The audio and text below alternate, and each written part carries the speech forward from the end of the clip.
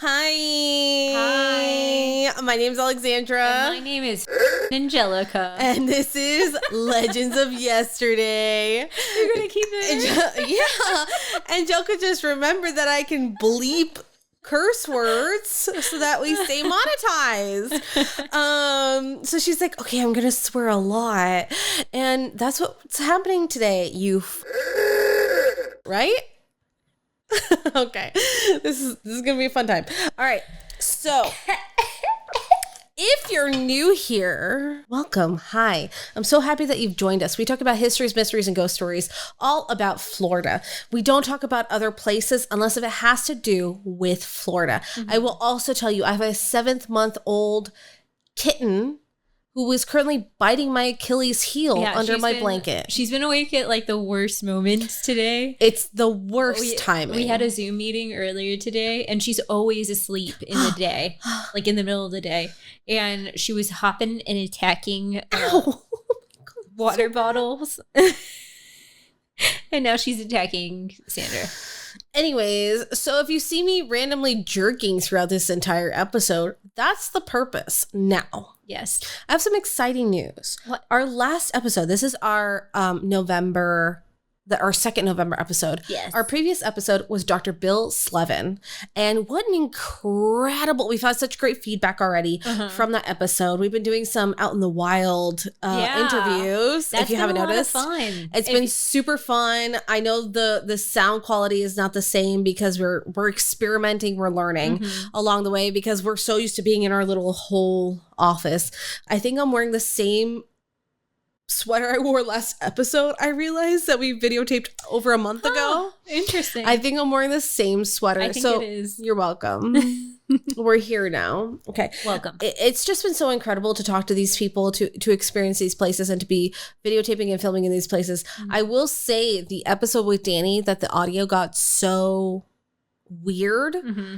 I talked to another audio expert and they're like, oh no, that's a ghost. I've experienced ghosts before, and that's a ghost messing with your audio. Like that much happened to your audio? That's insane. And I told them everything I did. I told them every process I did because I'm in charge of the tech for our episodes. I told them absolutely everything I did. I was like, what did I do wrong? Because I'm constantly learning. Everyone's learning. So that's like a normal experience? It's a thing. He was like, I can't tell you how many times I've done an episode of something and I go, is this place haunted when I'm editing? And they go, yes. And I go, that's the only excuse I have. I think we should interview him next. I think so. So I apologize for that. And obviously I apologize at the beginning of the episode, but we have another episode here for you and a series that is blooming from this episode. Thanks to Bill. Yeah.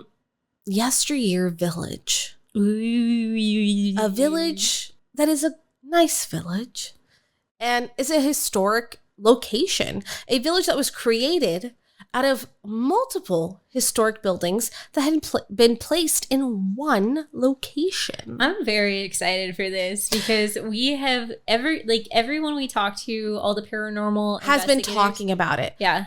Angelica and I have never been to Yesteryear Village. So cross your fingers. Hopefully we can get an interview soon with some of the people over there, or do like a little adventure over there and record it for you guys and post it on our YouTube so that you can see it. That would be so fun, but also so terrifying. You're gonna swear so much this episode. It's funny when you tell someone they're allowed to swear because I'm gonna bleep it out, and then they finally realize how much fun they can have, and then they abuse the power. Well, if we had a what's it called,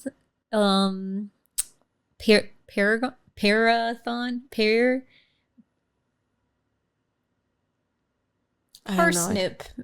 No. Persnicken. I have no idea what you're talking about. A Patreon.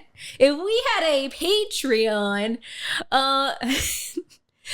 then people could hear our lovely curses, which are not That's true.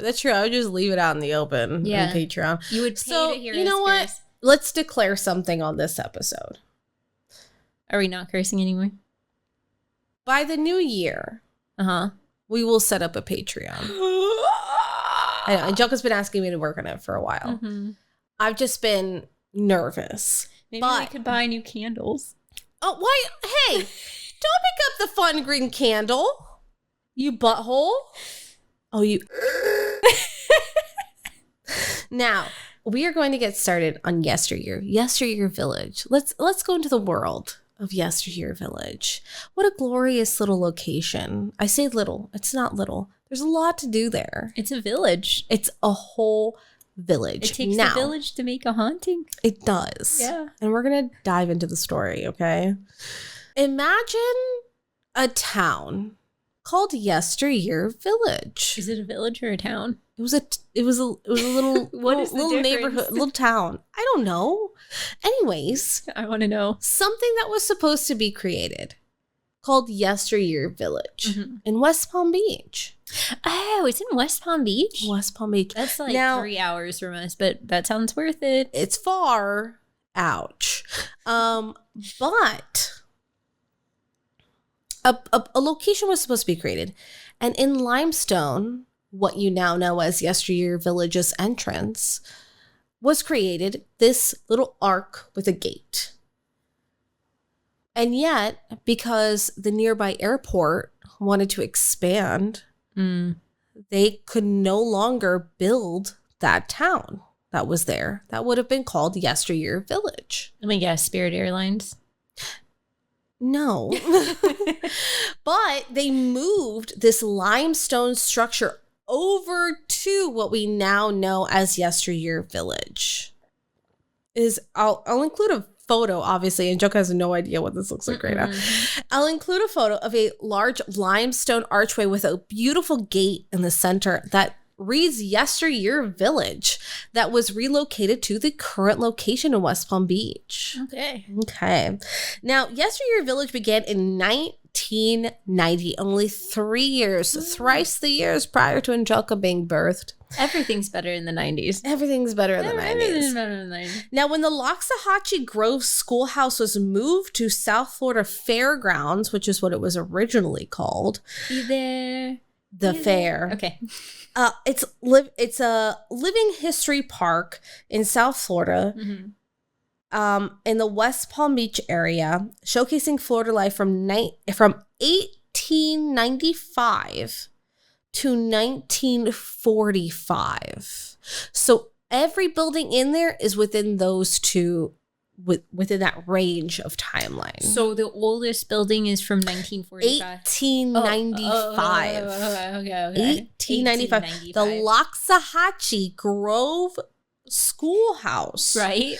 So that was moved there in the 90s. Okay, got it. That was the first building that was ever I there was in very Yesteryear confused. Village. But this is why I say we will be doing a series on Yesteryear Village. We literally decided prior to this Like episode, 2 minutes before I clicked record. Today we will be talking about Yesteryear Village's Riddle House. Okay?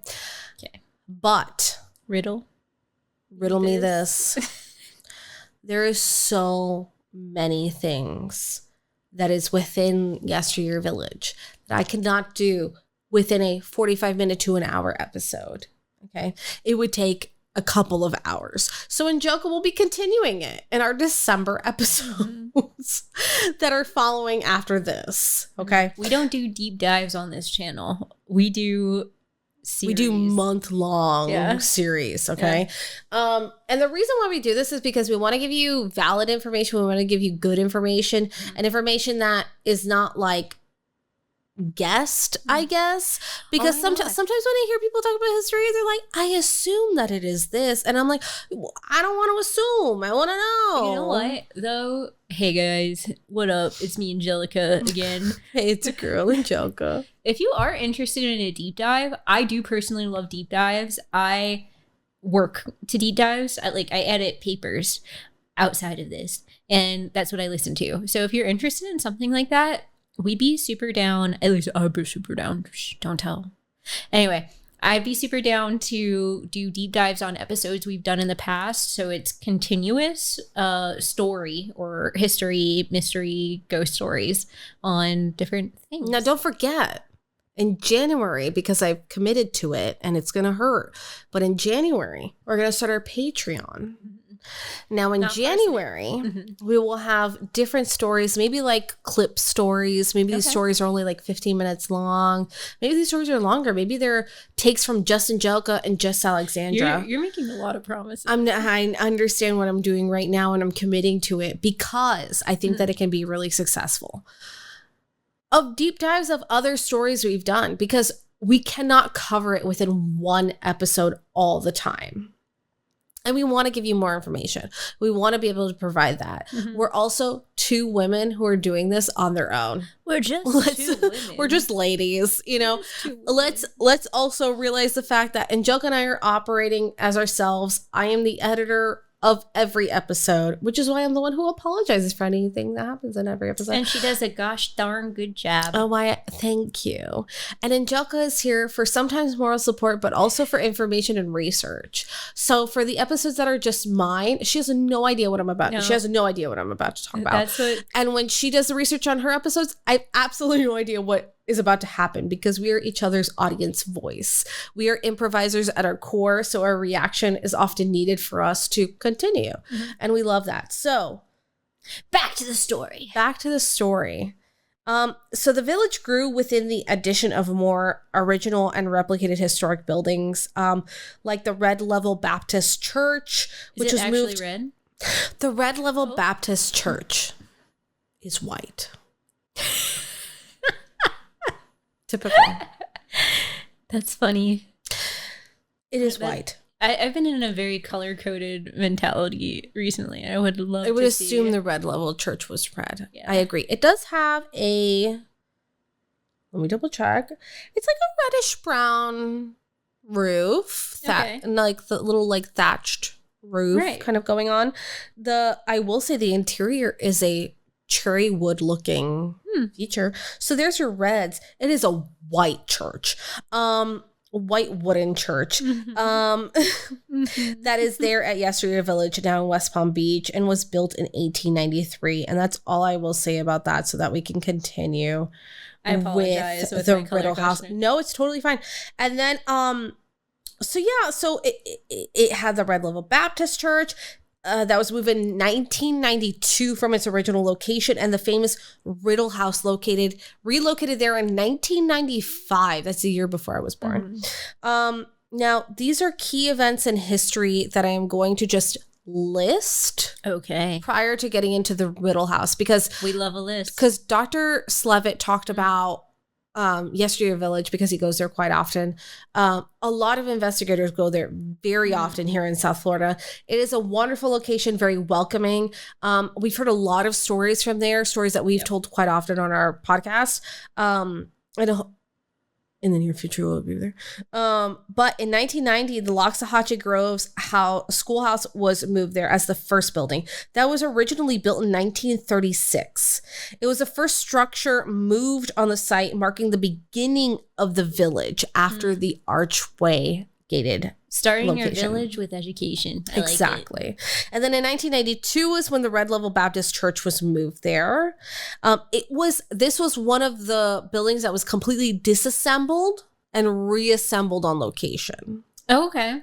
Yeah, so like piece by piece, right? A lot of extra work in my opinion. But And then in 1995, the historic Riddle House, which is a prominent and haunted structure, was moved to the village. It was dismantled and then reassembled by volunteers after being donated by Palm Beach Atlantic University, which I will get into in a moment. Oh, now the ongoing things that are going on in Yesteryear Village is that they do have a lot of like character-based stories. So there are people from the time who are in specific locations who will tell you about their life in Yesteryear Village, but prior to Yesteryear Village, because they were all moved there. So there's like a lot of people. So I'm going to talk about some of the people that were, or at least a very specific person, two people who were involved in the Riddle home. Let me guess. Your last name was Riddle. Mm-hmm. Yeah. First name Carl. Carl with K. Carl with K. Carl. But yes, so the Riddle House was disassembled and reassembled after being donated by Palm Beach Atlantic University. When I was doing my research, okay, I could not confirm because I was trying to cross-examine. Carl Riddle was one of the owners of the Riddle home. That is how it became the Riddle House. And his nephew, John Riddle, ended up being the one from the university and from like the Fairview area to bring the house over. He was the one that initiated that bring over. The only other John Riddle I have found that I can find information on, because let me tell you, I really tried to find information on John Riddle. The only other John Riddle I found was a very prominent pilot. So I have no idea if that is him or not. But I personally, this will not be in Jungle's project, I will do this project, would like to delve in deeper to this John Riddle because he was so interesting. Would you say his life is a riddle? Quite frankly, yes. Now, today, Yesteryear Village functions as a museum and educational resource. It is also using the authentic buildings and volunteers to provide people with like a little moment in time. Mm-hmm. You know, what we call a ghost's time lapse. Mm-hmm. This is just a moment in time that they are providing for people in character of these people who were there at that time, right? From 1895 to 1945. Mm-hmm. Okay. Let's get into it. So the Riddle House. Okay. The Riddle House is our focus of the day. Okay. Riddle House. One of the most haunted locations in South Florida. Whoa. Now, the Riddle House has had thousands upon thousands of sightings. And I can say this validly because of all of the reports that have happened about the Riddle House. Okay. We have personally heard, not only from investigators, not only from online, not only from videos, not only from the blah, blah, blah. We have heard from, I think, every paranormal anyone we have ever met. Oh, yeah. When I was at the Riddle House, this happened. There are so many stories. So many people have had experiences there. It's on multiple lists of like most haunted locations in Florida. So we will be talking even people we a little know bit about that it. Are not investigators. They have stories from that area. I don't know if it's the house thrift people, because sometimes they have flea markets on items that were originally donated even back then. It's terrifying. Tell me more. More. Now, the Riddle House is an old Edwardian house located in Palm Beach County. Edwardian? Yes. Now, the house was built in West Palm Beach, Florida in 1905 by some of Henry Flagler's hotel construction workers. And they used like original wood from Henry Flagler's hotel, his original hotel, which we've talked a little bit about. Henry Flagler's hotel, they used the extra wood from there to build this location. That explains everything. Okay. Everything. We will do a deep, like a little mini cut right now, because Henry Flagler was obsessed with the paranormal and the occult. He even had a fully mirrored room in one of his homes so that he could sit in there alone and experiment, because when you put mirrors against each other, it creates a portal. He highly believed in that. He would have seances constantly. Not only was he a huge part of our railroads, but also the paranormal here in South Florida. I blame him for a lot. Anyway, so after the hotel construction, they had built this home in 1905. It was known originally as the Gatekeeper's Cottage. Whoa. The house was home to a groundskeeper of Woodlawn Cemetery. Okay. So we're going to go through a little bit of the history of the Riddle House, and then I'll dive into our spiritual friends there. Now, by 1920, the house actually became... So this is like a dual episode? We're getting a little history? We're going to get history and mystery because we had Dr. Bill Slevin. He talked about both. Okay. He talked about both, so I'm giving you a little bit of both. You know, a little treat for the 28th of November when this posts, you know. It's the day after Thanksgiving. Yeah. Your fall welcome. The Woodlawn Cemetery was a cemetery in West Palm Beach. It's, if you want to know where it is, I'm going to say the address. 1301 South Dixie Highway. Okay. Anyone can visit this cemetery. Good. It's a Googleable cemetery. Okay, I thought we just doxed a bunch of dead people. How? It's a cemetery. Anyway, now it consists of 3 cemeteries, actually. So the Woodlawn Cemetery, the Jewish Cemetery, and the Woodlawn Cemetery North. Okay. Now, I'm fine. I'm fine, dude. Henry Flagler created the cemetery on 17 acres, which was originally pineapple fields in 1904. By 1904, there were no more attractive cemeteries in Florida than Woodland, most likely inspired by the name designed by New York's Woodland Cemetery that had also utilized a spacious landscape lawn. Okay. Flagler spared absolutely no expense for the cemetery. Often, whenever he did construct anything, he did not spare an expense for it because he wanted it to be presentable, precise, and good. We know this about Flagler. If you listen to our previous episodes about him, you get it.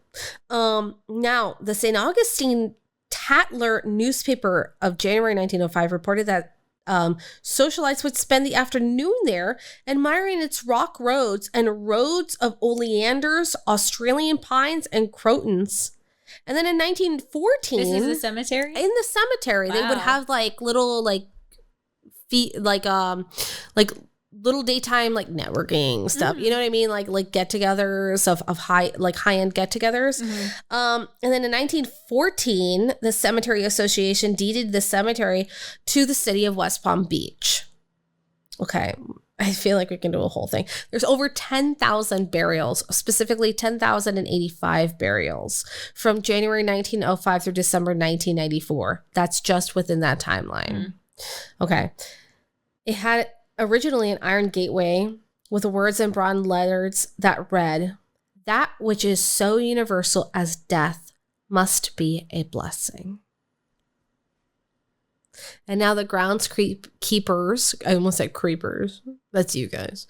The groundskeeper's home from that cemetery resides in Yesteryear Village. Dude, like all I can think about is we think it's like a fad to be like into gothic, whatever, you know.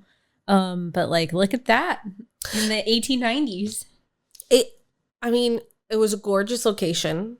Cemeteries often are. They're often very like nice, peaceful places. Well, it's your final resting place. It's your final resting place. Some people often make fun of like the goth community for that. Like, oh, so angsty. They go and they have a picnic in a cemetery. It's like, yeah, also like that's a resting place. If people really look at investigations, cemeteries don't normally have spirits speaking with them. It's not always like an average thing. Like it happens, and we've spoken about it on other episodes, but that is a final resting place. That is a place of rest. Well, there are some spirits that have no rest, or there are some spirits that have no rest, but also like they pick these nice peaceful places for you to rest forever in, right? So they're gorgeous. Makes sense. Like someone living would also appreciate the beauty.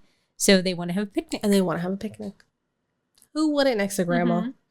Now, by 1920, the house became privately owned by Carl Riddle. Carl, that kills people. Now, he was a city manager and a superintendent of West Palm Beach, and he is the namesake of the house. But the house was eventually dismantled and moved to Yesteryear Village in 1995. So, the constructors, Henry Flagler. Now, the house was nicknamed the Painted Lady because of its brightly colored features. The house, if you look at the house, it is like yellow and like a I say reddish brown. Let me know what you think. It might be like more of a yellowish brown, but it's like a yellowish brown, yellow, brown thicket kind of look with like like nice white trim fencing for the porch area and stuff like that. It's a very brightly colored house.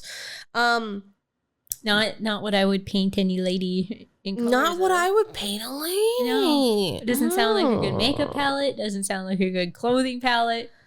Now, because of the bright colors, that is why it was named that. But it would officially be known as the Gatekeepers College due to the fact... Cottage.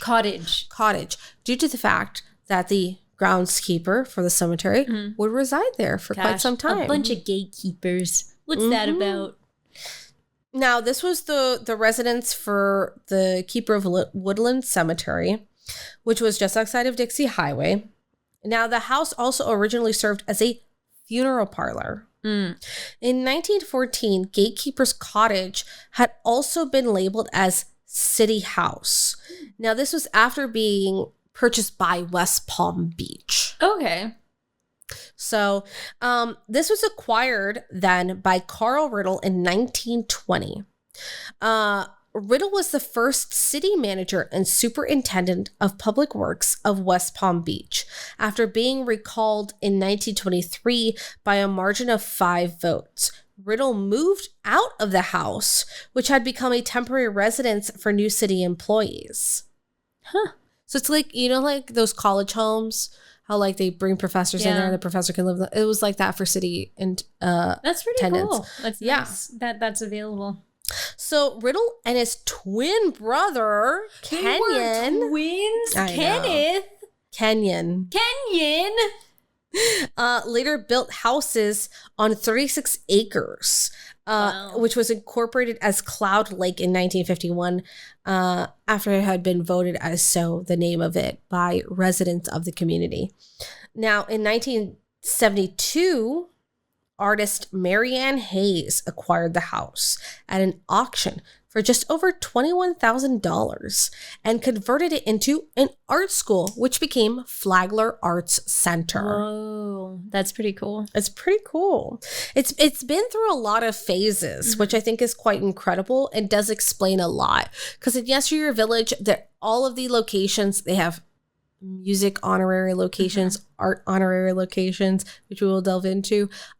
But you can tell that art thrives within South Florida in Yesteryear Village. That's for sure.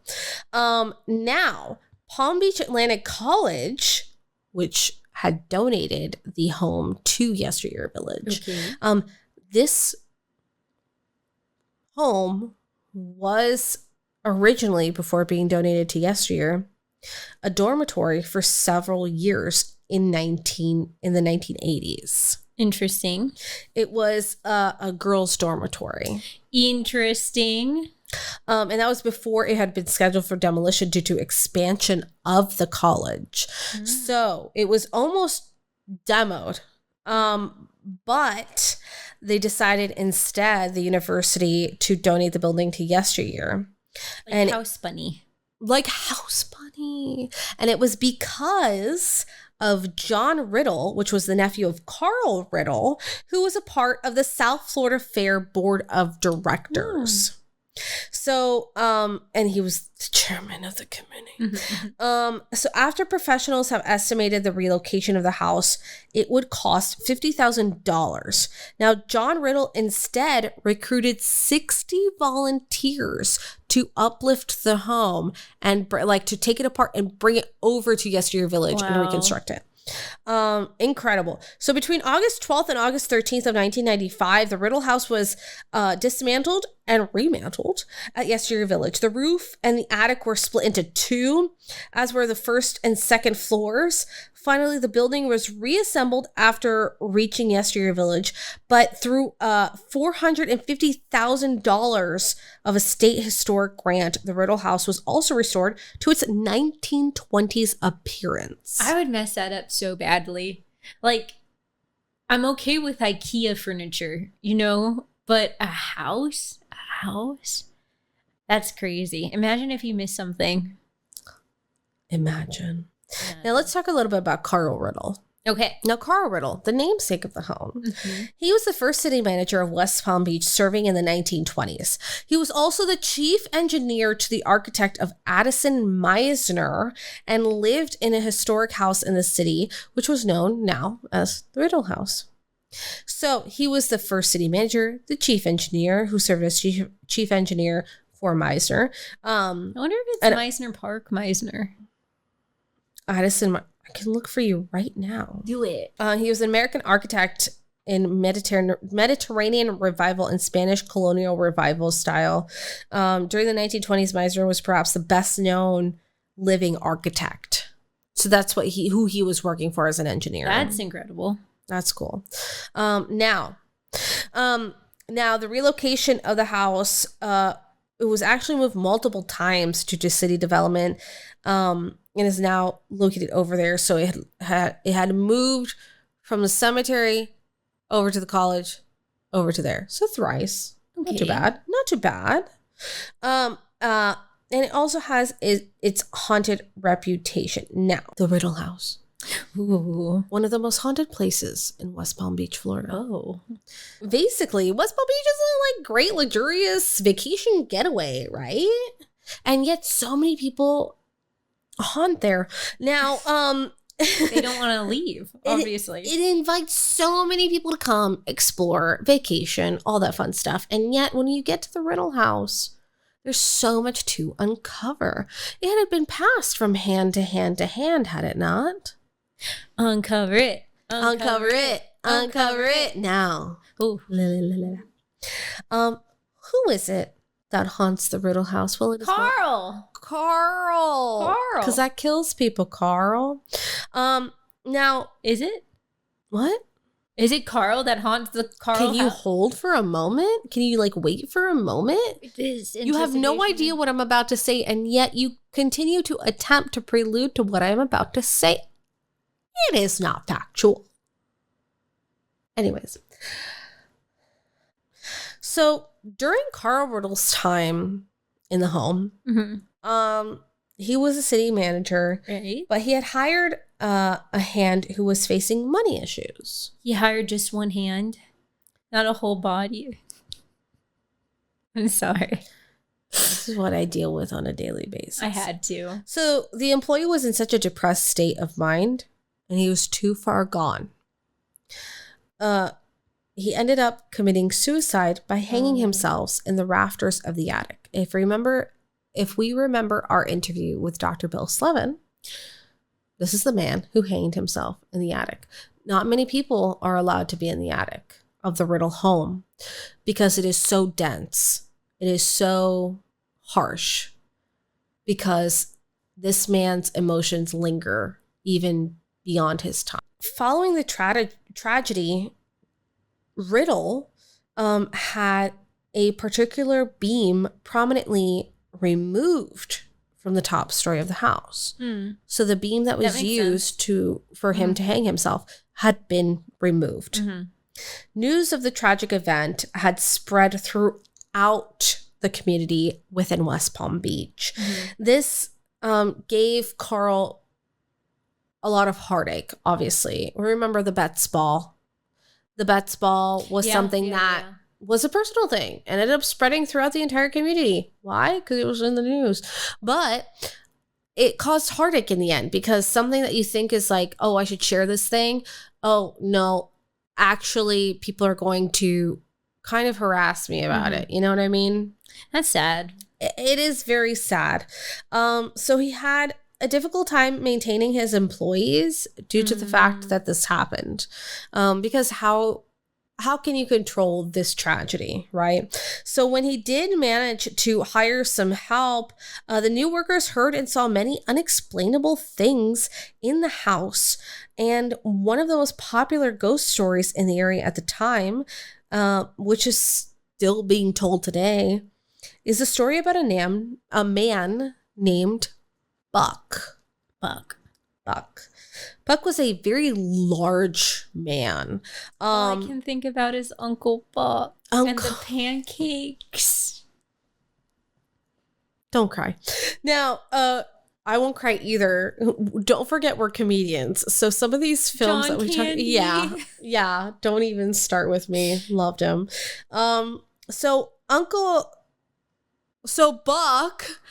Oh, why'd you do that to me? I had to. Yeah. Well, he was a very large man who worked in the cemetery. Mm-hmm. Now, according to the story, Buck was killed in town following an argument that escalated to a brutal end. One of the gatekeepers, right? So the ghost of Buck has been seen walking the grounds and also walking within the home. And a lot of people also spot him like in the windows, in the front porch, like toward like the front of the house really is where a majority of the sightings will happen, which I will also say is where a lot of people walk is in the front of the home. So who knows where else he is on the grounds. But this is where the workers would eat their lunch. So they would eat their lunch on the porch or in the front of the home or something like that. And they would tend to see his spirit throughout that area, almost like connecting to the workers that were going on. Now the workers who were inside the house had said that they would hear sounds of like metal chains dragging throughout the house, which I don't know. I personally don't know why. The only explanation I can have is if you are a groundskeeper at a cemetery. Nope. That face. It's like, what is the explanation? Are you chaining a coffin? That's messed up. It was also a funeral home. There's a vampire. It was also a funeral home. It was also a funeral. Hey, listen. When you bury someone, there's often chains around the coffin that you put. I'm just saying. Maybe they were pre-wrapped chains and then the crane took them. I think about the what is it? The House of Usher and the woman trapped in her coffin with chains. Oh, yes. What a good show. Sorry, spoiler. But whatever. But yeah, that's what people would hear inside the home, like dragging chains inside of the house. Now they would also see like apparitions in like dark corners. So like not full, I don't think they were full body apparitions, but they would see like in the corners, like figures of people, like perfectly outlined. Now, because they were so afraid, they would quit their jobs constantly. So Riddle was having a very difficult time, you know. And this was following the suicide. And this left Riddle in a very upsetting state, in a very desperate state to figure out what to do with the home, what to do with the workers, and navigate his new life now with this tragedy that happened in his home. So they had relocated and renovated the home. Carl very quickly left the house with his family and moved to find different jobs in other towns. But the house went through several owners after that, which I had mentioned before, including Palm Beach Atlantic College. Now, this was a dormitory for female students. If we know anything about Flagler, his female dormitory students often encounter a lot. Yes, in St. Augustine. Yeah. Often encounter a lot of issues. Now, this would, never forget, was from Flagler's hotel. I don't know why. Wouldn't it be messed up if he, with like all of his architecture, like anything that like he previously owned, he imbued it with his own essence? You have to okay, the reason why I say Flagler was such hostility, or not even hostility, but with a little frustration, you need to listen to the episode. Yes. Because you will get just as frustrated as I do when you hear the name Flagler for the rest of your life. We even took a tour with and like obviously people who built Florida. And we're not talking about those who built Florida. Well, he was talking about those who hired people who built Florida. He was a huge part of making Florida what it is. He was. So a lot of people will, say like, hold on. But even a historian we talked to in St. Augustine was like, this dude, shady dude. I respect the man as a business owner, not as a family man. Anyways, let's keep going. Tell us about the college students. So the college students would end up abandoning the home due to so much activity. There was so much activity going on with the female students. They were uncomfortable. They were hearing things at night. They were experiencing very dark things that were going on. College parties, am I right? College parties, a dark time with hangovers and dark apparitions in the corner. They were experiencing the same thing that these workers had experienced even after being moved over to this college. So they ended up abandoning the home. And since the college was expanding, they were almost about to demolition the home. But thanks to John Riddle, who was Carl Riddle's nephew, who was a part of the Fairview, as we have explained. He's the one who wanted to move it over, which is completely understandable. Your family home is being moved over to a historic village. Okay. Now, a lot of people believed that the house would no longer be haunted after the moving with Pshaw. Let me tell you. Yeah. You move a building. It doesn't become less haunted. Let us take an example from the Old Navy School and Historic Museum, an event venue. They just updated their name. The houses are hella haunted. They are. I don't know. I have been telling people on the tours, because we also do the Legends of Yesterday ghost tours here in Davie, Florida. I have been telling everybody I am all for debunking. Which I am, because there was a woman who showed me a video of myself and there was a flashlight. And I said, no, that's not an orb. That's my flashlight. I promise you that's my flashlight. She was gun-ho on the fact that it was an orb. I still to this day believe it is my flashlight. I am all for debunking. That place is so haunted. It is so wild. Haunted. It is wild how haunted that place is. Respectfully, because the spirits aren't bad. I've never been hurt. Some of them cuss, but I think it's like a funny thing for them. Some of them are like kind of pervy. A little pervy. A little pervy. Some of them are child spirits. Yeah. Some of them are older spirits. Yeah. But we've never gone there and not gotten something. Every single tour we've done, someone gets something. In fact, I will avoid certain areas because I have experienced something there before. So I'll be like, bye. But the reason she says it is because those houses aren't from... They've been moved from their original location. They were moved. So the Old Navy School and Historic Museum, the schoolhouse that was built in 1918 was there, has always been there. It is a concrete building. You don't move that building. That has been there. They moved the Walsh Osterhout house and the Vealey home there, which were located a little over a mile away from the school.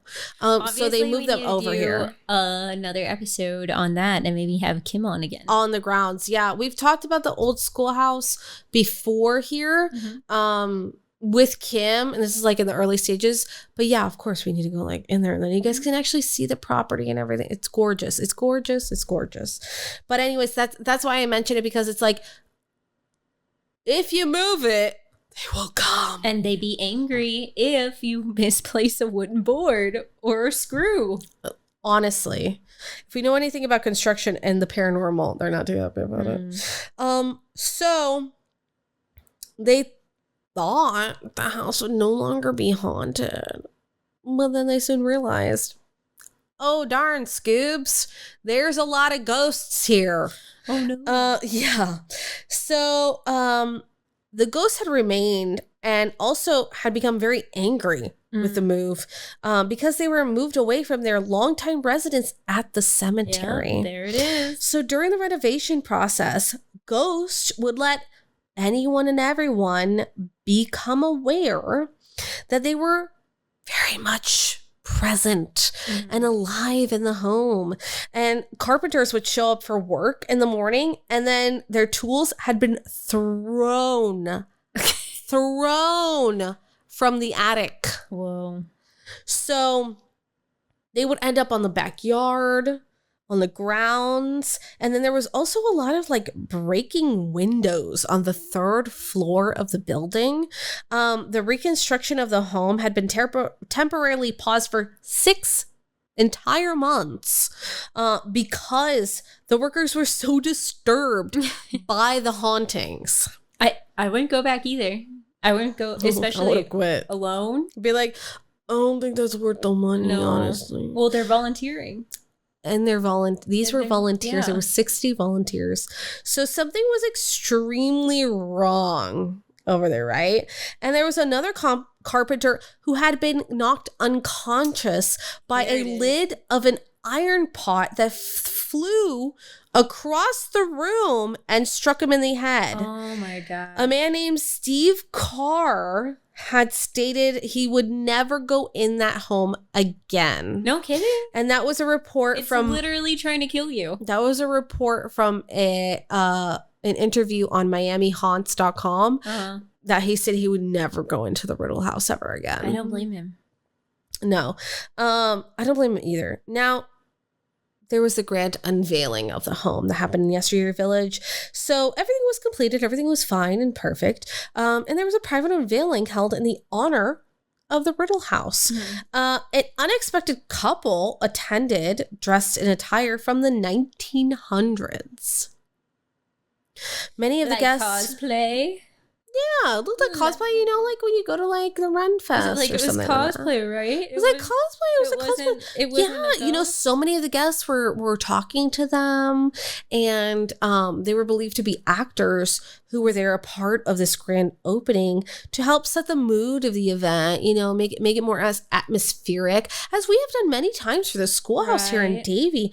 But they commented on how the couple's costumes were created, and they look so historically accurate. I don't like this tone because I know where it's going. Now, an old photograph had been unveiled of the Riddle home.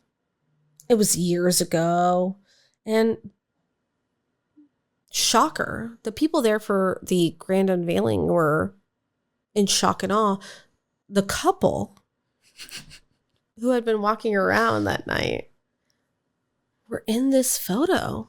They had a shining moment. They had a shining moment because they see dead people. Now, they had not been around when this photo was unveiled. People looked around, they searched for this couple, and they could not find them. This historic, accurate-looking couple. But no one knows about the history of the Riddle House other than the curator, Carl Riddle. But James Danford at the time was the curator. And originally Danford was skeptical when he heard about stories of ghosts within the home. But after he saw some of these occurrences within just the grand opening, he became a true believer. I imagine. Yeah. So let's talk about Mary. Mary. There's a ghost named Mary that resides within Yesteryear Village. Mary, Mother of God. And she is no Mother of God. No. Now, there was a medium who had visited the Riddle House. There have been many mediums who have visited the Riddle House.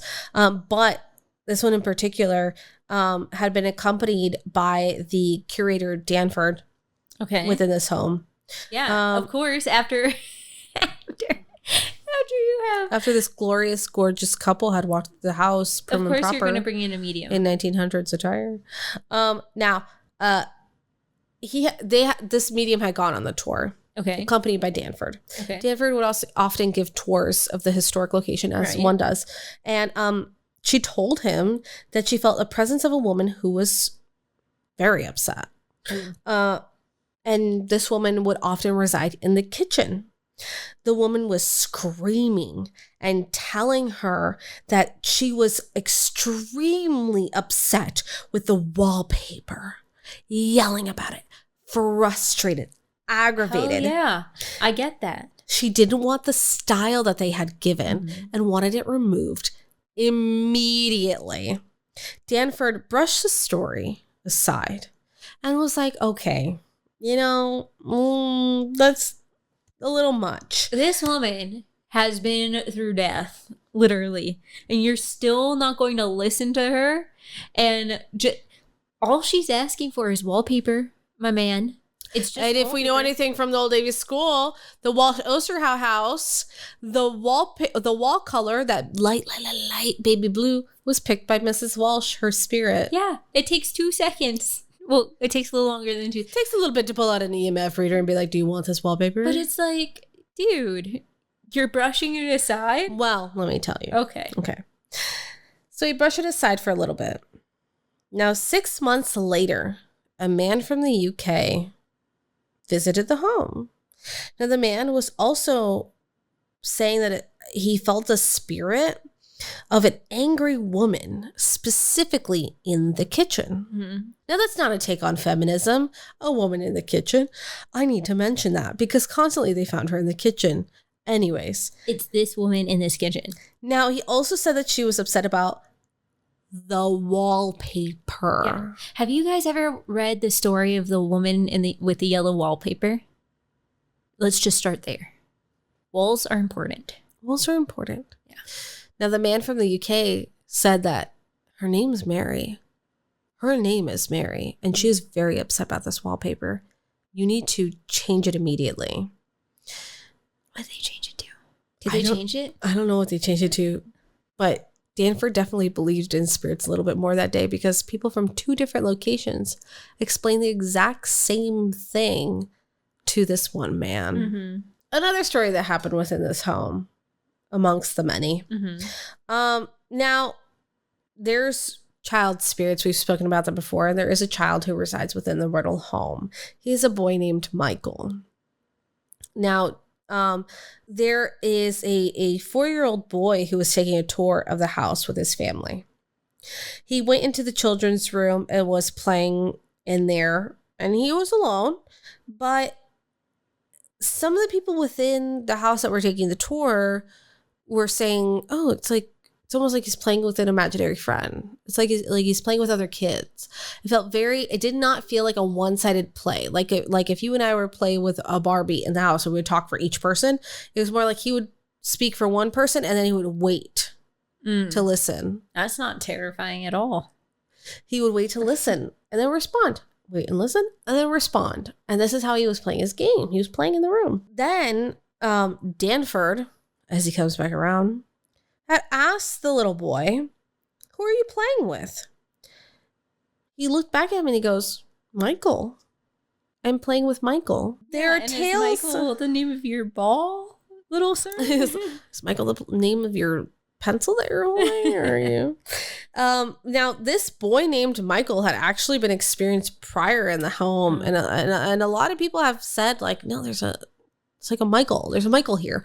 Mediums, other children, things like that. And some of the people in the past had heard the sound of 2 children talking and playing like they're having a party or something like that. Like they're playing a part, almost like they're doing like the role like we do as kids. And he asked the 4-year-old, can you actually see him? And the little boy replied, of course. He's here. As if everyone should have been able to see that child, Michael. And to this day, people still have sightings of Michael, or listenings of Michael. And other children have witnessed Michael or played with Michael. He obviously connects with younger people because he still likes to play pretend. That's really cool. So he's within the house. It's sad, but it's really cool. It's sad. We don't know where Michael came from. It's kind of like in the like the Cuban Club. That there was a little boy that they believed had drowned in the Cuban Club. We don't know where he's from. We don't know. Maybe he came his from the family. Cemetery. We don't know if he was latched on from the cemetery. We don't know if he had one time played in the house, because something that we often tell people is that when you pass on, a spirit that remains will often be in the age that they were the happiest. especially if they didn't die too tragically, or if their spirit is seeking something more positive, they will remain in the age where they were at bliss. So like when I had seen my grandmother when I was 7, she looked like she was in her maybe like 20s, 30s. When you see spirits, oftentimes they are the age when they were the happiest or when they had experienced something traumatic. Yeah. It's sweet to think about him like enjoying so much, like pretending, freedom, play, all that stuff. I highly encourage it. If you see a child spirit that wants to play, oftentimes it's because they have no one to play with. Or it's a demon. It's not Dr. Bill Slevin. But that's true. So that it is often not a demon. It is very rare to encounter a demon. And I believe that as well. But also don't try your luck, folks. Now, there are a lot of other encounters that occurred at the Riddle House throughout the years. And during a lot of different tours, visitors have actually been struck in the head by a piece of wood as they walked up the staircase. If they're too tall, I blame you.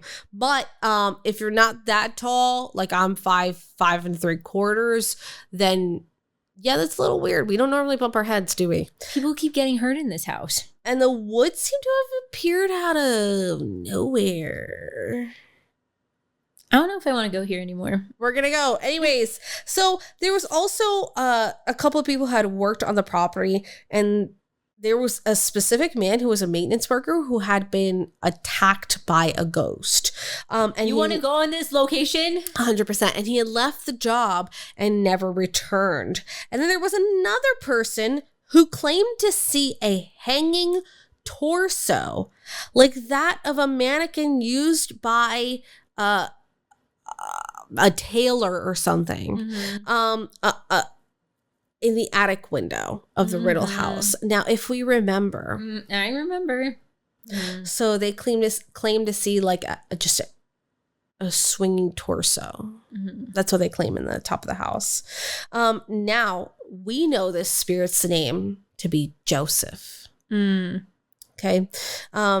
As Dr. Bill Slevin had talked about in the previous episode, Joseph, the spirit that is known by many within the Riddle home, located in the attic of the Riddle home.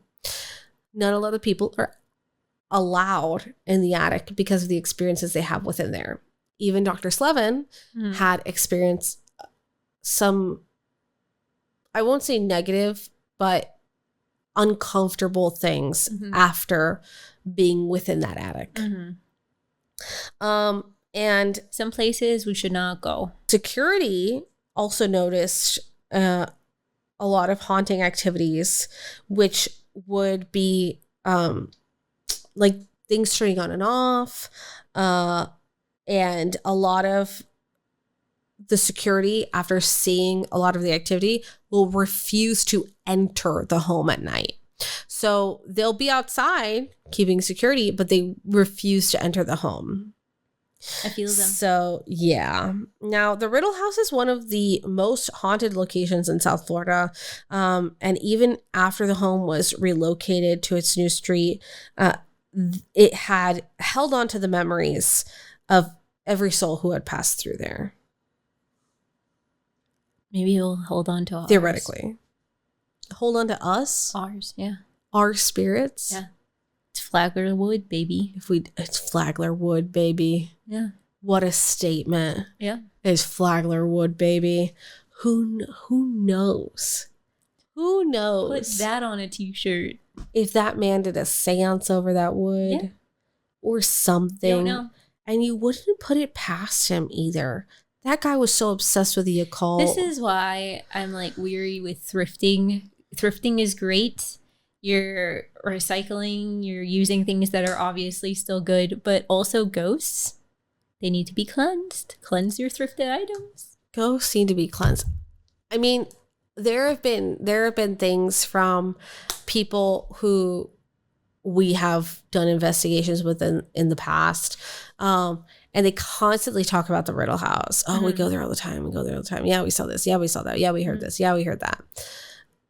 But one of like the most personal encounters I have found was Dr. Slevin, and also a woman who had thrifted there before. No, perfect tie-in. I didn't mean to do that. Yeah. So sometimes on the property you can go inside of the homes and they'll have like thrift shop time, right? So it's like a flea market. You go in and so many people, this is just like the old Navy school. So many people donate their old crap and they put it in the house. Yes. And then they're like, let's sell it in a little like fun, cutesy little garage sale way. Now, energy latches on. I'm a true believer of that. Energy latches on. That's why we don't purchase mirrors from people we don't know. Yeah. And there was a woman that we know who had bought toys from this location. So she had bought toys from the Riddle home in Yesteryear Village. And she brought them home. They had it in a warehouse. And her boyfriend all of a sudden was like, hey, I can't find these two. They're two little wooden toys. I can't find them. I don't know where they are. Did you see them? And she's going around there looking everywhere in the warehouse and they just can't find it. And then all of a sudden he finds them on the floor in a totally different aisle than where he categorized them. And he's like, okay, that's weird. Puts them back. They move on their own and he sees it. So this happened and I don't know what to do. What are you going to do? She's like, oh, it's fine. I don't understand. Like, I don't know. Again and again, these toys would move. So they literally grabbed the toys. I don't know where these toys are now. They grabbed the toys and they went to a gas station and they threw them out. Oh, I thought they returned them. Nope. Those toys were tossed. We don't know where these extremely haunted wooden toys are today. So be careful, folks. If you come by some wooden toys close to Broward County, because that's where they ended up in Broward County. Woo. They could be super haunted. Extremely haunted. Have fun with them. Yeah. Anyways, that is my story of the Riddle home in Yesteryear Village. I like Buck. Poor Buck. Because I'm biased and it reminds me of Uncle Buck. Maybe Uncle Buck, yeah. Yeah. Who knows? We don't know this man. We don't know this man. I guess we're going to find out. Next time on. So I guess we're going to keep going through some of Yesteryear Village and some of that information. If you're curious about anything specifically, we can go down that rabbit hole. But otherwise, we're going to improv our exploration of that as well and see what happens. But crazy stories. There's a slew of sightings within the village itself. This is just specifically the Riddle House. There's so many investigations that go on throughout the year at the Riddle home and at Yesteryear Village. I encourage you all to go there. I know that we have our own ghost tour and that's incredible if you want to support us. We are huge advocates for supporting local folks. So if you would like to visit Yesteryear Village, we would love to see people who go to Yesteryear Village and experience the history there. Yeah, if you go and you take pictures, tag us because let us know. Obviously, we haven't been there yet. Tell us what we should check out. Tell us what you enjoyed. That would be a lot of fun. That would be incredible. Be our tour guide. Be our tour guide. We should go. Now, hopefully soon we will be in Yesteryear Village. Hopefully soon we'll be recording in Yesteryear Village and showing you guys a different side of the location. But for now, what a wild ride we had today. Yeah. The riddles. And Mary, a woman who knows what she wants. I understand Mary to a T. Yeah. I get it. I am very specific about wallpaper, and it's because of the story of the yellow wallpaper. Again, if you don't know that story, it's not like a scary story necessarily. It's like a psychological kind of short story. And like, I'm not a person, like, I think it's cute. In theory, I think that wallpaper with pattern, like, I can't do it because I think it'll drive me crazy. And yeah, Yeah, it feels like it would be overwhelming to see the same pattern over and over and over again. I think that's going to be my number one thing that I want to see. I want to see the Riddle kitchen, and I want to see what the wallpaper. To that and everything. Well, I don't know what it was before, and I swear to God, if it was yellow with a pattern, I'm going to scream for Mary. Mary, I have your back here. I have your back. Like womanhood. Am I right? Well, I want to thank you guys so much for joining us on this episode. I had a great time researching the Riddle home. I had a great time researching Carl and learning a little bit more about the village itself. And I can't wait to dive in even further next month. So until next time, my friends, my name's Alexandra. And I'm Angelica. This is Legends of Yesterday. Legends of Yesterday. You had to include it. Thank you, everybody. Goodbye.